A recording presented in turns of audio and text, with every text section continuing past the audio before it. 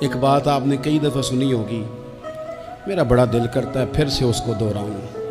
میں نے اسے سینکڑوں بار پڑھا ہے۔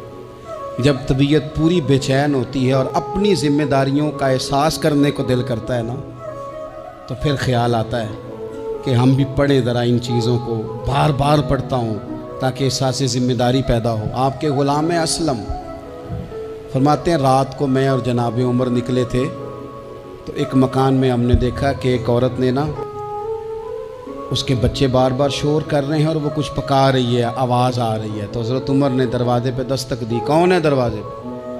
کہا میں ایک غلام ہوں۔ حضرت عمر کہتے ہیں غلام ہوں؟ بہن کیا مسئلہ ہے، بچے کیوں رو رہے ہیں؟ تو بی بی کہنے لگی تمہیں کیوں بتاؤں، جاؤ نا اپنا کام کرو۔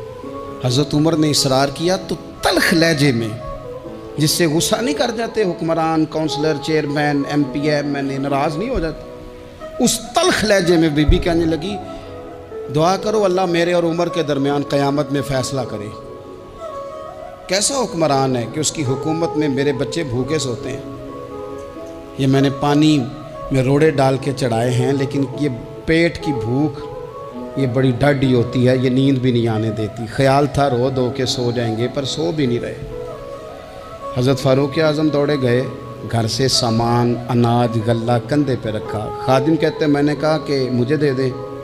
فرمانے لگے چل تو وعدہ کرنا قیامت میں بھی میرے بوجھ اٹھائے گا۔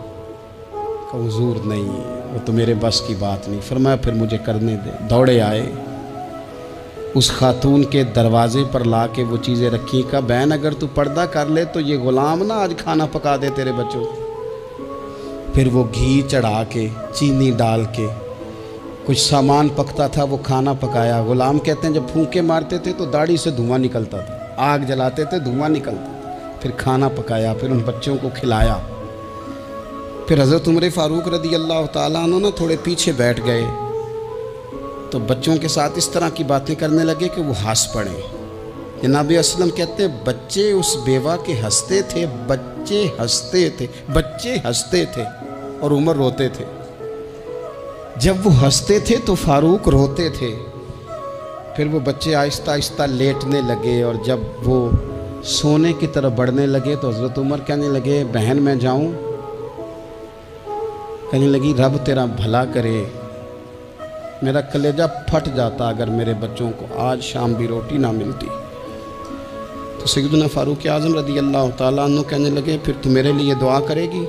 کہنے لگی میں دعا کرتی ہوں اللہ عمر کی جگہ تیرے جیسا کو نیک آدمی بٹھا دے۔ تو حضرت عمر کہنے لگے ایک چھوٹی سی گزارش بھی مان لو گی؟ کا کیا؟ فرمانے لگے کوئی یہ میری خدمت اگر پسند آئی ہے تو عمر کو معاف نہیں کر دیتی؟ غلطی ہو گئی، اسے پتہ نہیں تھا۔ اپنے منہ سے کہنے لگے سیاںا بھی نہیں، باشعور بھی نہیں، اسے چاہیے تھا خلافت کی ذمہ داریاں نہ لیتا۔ لیکن حضرت صدیق نے کہا تو وہ مان گیا، لیکن بہن میں اسے جانتا ہوں، بزدل بڑا ہے، کمزور بڑا ہے، ضعیف بڑا ہے۔ اگر تو قیامت میں اس کی شکایت لگائے گی تو بڑا کمزور پڑ جائے گا۔